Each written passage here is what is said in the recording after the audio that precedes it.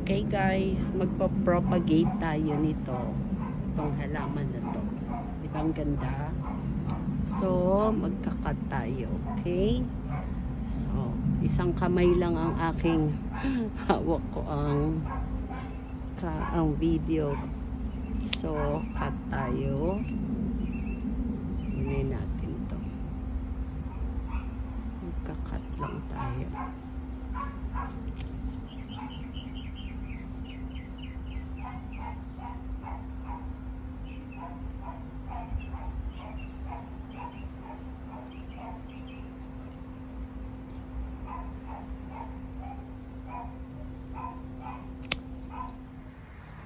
Okay guys, so ito ang ating pinutol kanina para sa ating propagate.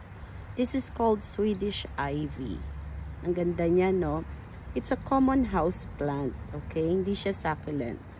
Pero napakaganda niya guys, oh. If you can see it, ang ganda, oh. Ang ganda ng color niya. So, magpa-plant tayo para lalo pa siyang dumami. Okay? Plant lang tayo. Madaling alagaan to, Swedish ivy. At saka minty ang kanyang amoy.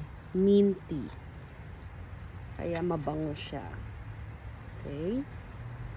So, tatanim lang natin para mas marami tayong halaman.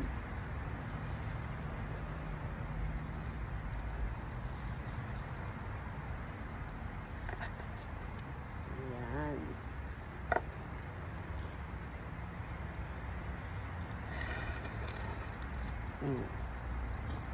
Tignan nyo guys. Nakikita ba?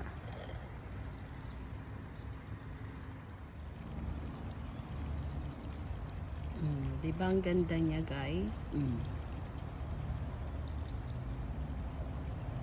Madali nang alagaan, mabango pa siya, at napakaganda. Ang ganda ng color niya. So ayan, meron na naman tayong isang paso ng halaman. Okay? Enjoy your day. Have a blessed day guys. God bless. Bye.